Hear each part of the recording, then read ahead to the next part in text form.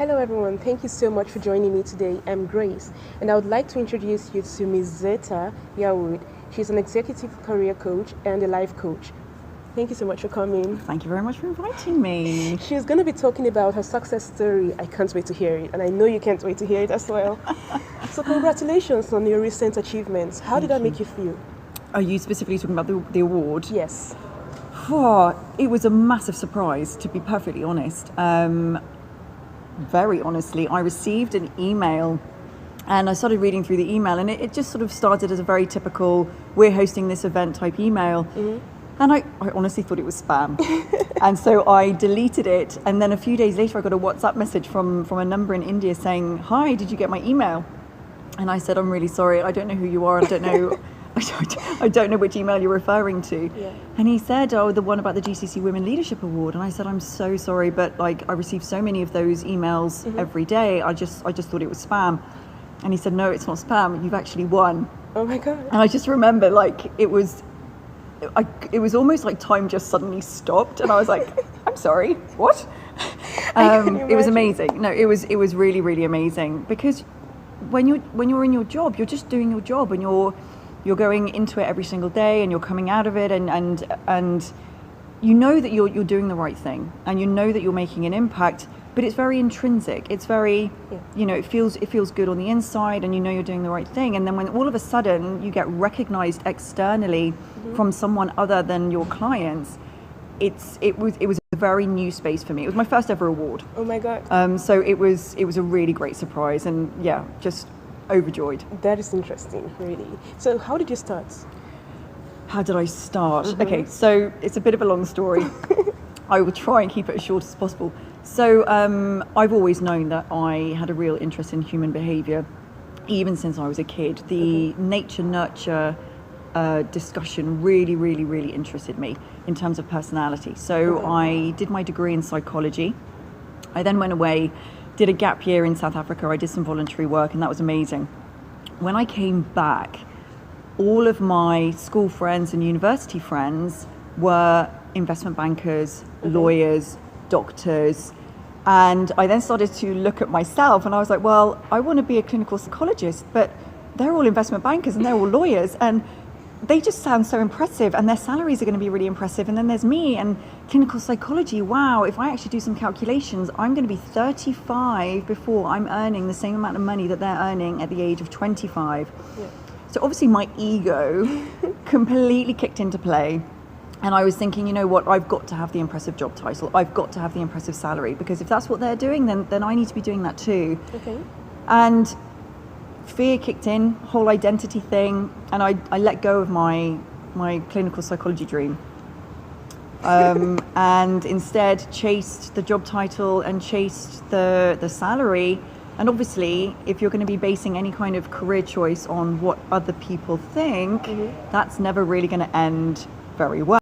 True. So I ended up taking a job in financial services recruitment, working with the top investment banks in the world, the top private equity firms in the world. Did you have a financial background? I had no financial background.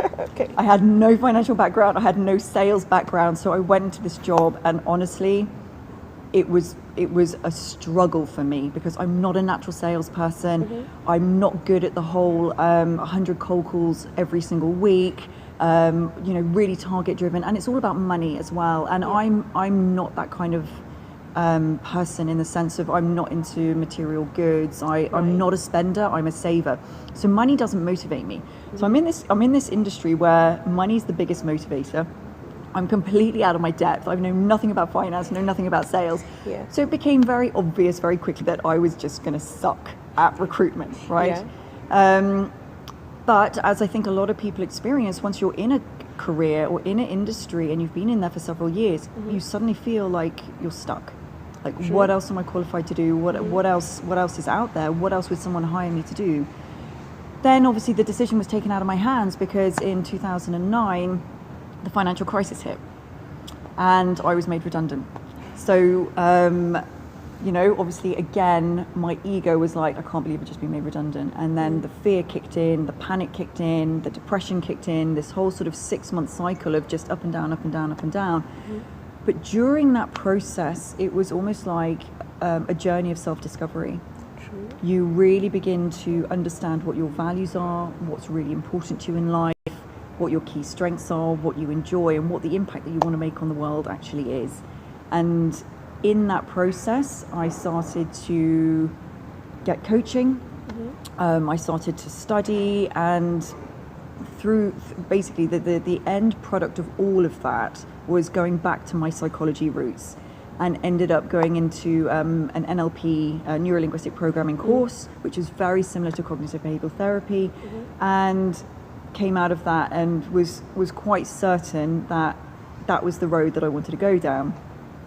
However, when I came out of that course, I was not in a situation where I could just quit and just go into coaching. Financially, I wasn't in the right place. I had some stuff going on in my life, my personal life, that really needed attending to before I could go on to that. Yeah. So I ended up going back into recruitment. I just can't even describe how bad that was.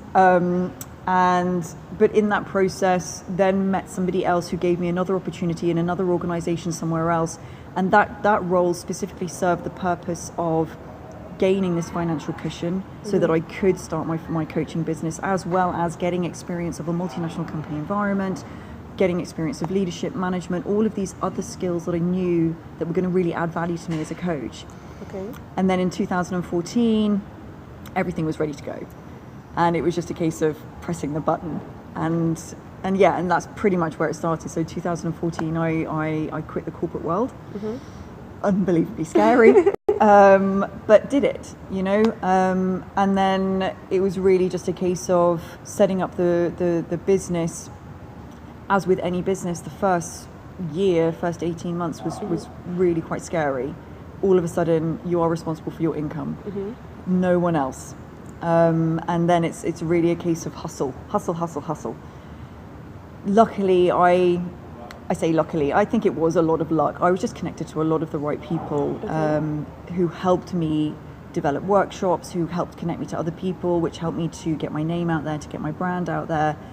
And then obviously the testimonials started to come through. People were getting really, really good results, and it just very naturally evolved into what it is now. Okay. So after a couple of years of hustle, I'm now luckily in a position whereby I get to choose my working hours. I get to choose how many hours a day I want to coach, how many days I want to how many hours I want to write, how many hours I want to network, and all of those kind of things. And life is a very good place right now. So that was quite a long story. It's really incredible. What I got is you actually have to know your values. Oh, and 100%. You shouldn't despise where you are. Even if you're in the recruiting firm or finances, take whatever you can take from it, whatever skills you can learn, like leadership, and just go for it. And that is absolutely. Yeah, and also face your fears. Don't hide, or don't even try to accomplish someone else's goal or vision. Because she was like, they are earning a lot, why can't I also earn a lot? But she was able to go back to her basis, which is coaching, and she's in a very good place now. Thank you so much for sharing this with me. Oh, my pleasure. It's actually really interesting. I can't even stop laughing, but yeah, I got a lot, and I'm sure they'll also get a lot from it. I hope so. All right, see you next time. Bye. Bye.